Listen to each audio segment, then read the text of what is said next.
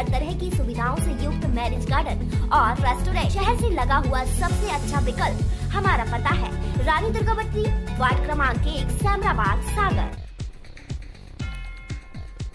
लगातार पश्चिमी सभ्यता की ओर जाती हुई हिंदू संस्कृति को बचाने और युवाओं को सनातन धर्म से जोड़ने के लिए ब्राह्मण समाज कल्याण महासभा द्वारा आने वाले वर्ष के पहले माह यानी जनवरी की 31 तारीख को सांस्कृतिक कार्यक्रम का आयोजन किया जाएगा।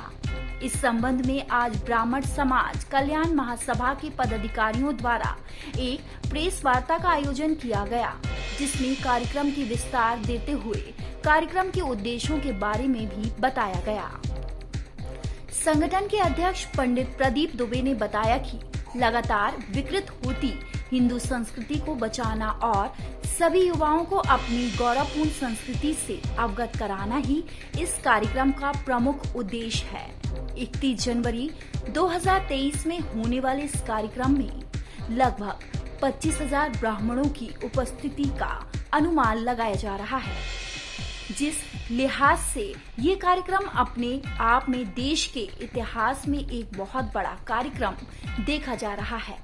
कार्यक्रम में पुरातन काल से चली आ रही परंपराओं के अनुसार सभी बच्चियों और युवतियों के लिए कान और नाक छेदने के संस्कार के साथ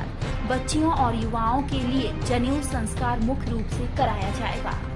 और इन सभी कार्यक्रम में होने वाले व्यय के साथ साथ बच्चियों को दिए जाने वाले सोने और चांदी के आभूषण भी संगठन की ही तरफ से भेंट स्वरूप होंगे। इस कार्यक्रम की सबसे विशेष बात यह होगी कि ब्राह्मण समाज द्वारा इस आयोजन में देश भर से किसी भी जाति संप्रदाय के व्यक्ति हिस्सा ले सकते हैं।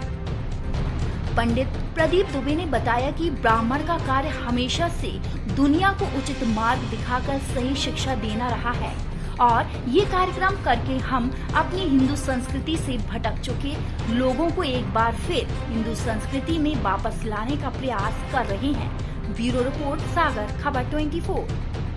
इसका क्या उद्देश्य है? ब्राह्मण समाज कल्याण महासभा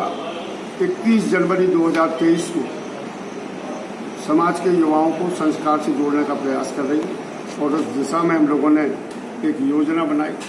इस ब्राह्मण समाज के करीब 1100 युवाओं को यज्ञोपवीत जनेऊ संस्कार से जोड़ते हुए बालिका पूजन, बालिकाओं के कर्णछेदन और नक्षेदन एक ही स्थान पर एक बृहद समारोह, जो जैसे हम लोग ब्राह्मण महाकुंभ का नाम दे रहे हैं, हमारा ये प्रयास है कि करीब 1100 युवा इस आयोजन में शामिल हो और ऐसा कुछ बालिकाओं की संख्या बल पर भी है। हम ये चाहते हैं कि बड़ी संख्या में अगर ये युवा आते हैं, 1100 का लक्ष्य अगर हमारा पूरा होता है तो निश्चित तौर पर 25 से 30,000 ब्राह्मणों का एक बड़ा बृहद कुंभ इस आयोजन के माध्यम से होगा। और इसके माध्यम से हम समाज को सिर्फ एक ही संदेश देना चाहते हैं कि जो युवा संस्कारों से दूर हुए हैं उन्हें संस्कार से जोड़ना है। जब वो संस्कारों से जुड़ेंगे तो गलत रास्ते पर जाने से उन्हें रोका जा सकता है। ऐसे ही बालिकाओं के मामले में कि उन्हें भी शुरू से संस्कारों से जोड़ें, वैदिक मंत्रों से जोड़ें, वैदिक व्यवस्थाओं से जोड़ें, ताकि उनकी भावनाएं भी जो है सकारात्मक हों, आध्यात्म के प्रति हों और अपने संस्कारों के प्रति हों। जब जनेऊ पहनने से या नाक कान छेदने से क्या संस्कार बदलते हैं? प्रयास पूर्व समय में जो वैदिक पद्धति थी उसमें ये मानना होता था कि जनेऊ धारण करने वाला व्यक्ति जो है किसी भी प्रकार के कृत्यों में, जिन्हें हम ऐसे कृत्य मानते हैं जो समाज विरोधी कृत्य हैं, उनमें शामिल नहीं होता, उन कृत्यों से वो बचता है। और उस दिशा में ये समाज के संगठन का एक प्रयास है कि अगर उसमें 1100 में से 100 बच्चों ने भी जो है सकारात्मक लिया और 100 बच्चे भी उस संस्कार से जुड़कर जो है अपनी जीवन शैली को सकारात्मक ले गए, तो बहुत मुमकिन है कि एक बड़ी सफलता उस आयोजन की कही जा सकती है। ये कब करना है और ये जगह स्थान? 31 जनवरी 2023 को जो है माँ मेहरबान देवी मंदिर धर्म प्रांगण में जो इस आयोजन को किया जा रहा है। तो हमारा प्रयास है कि इसमें एक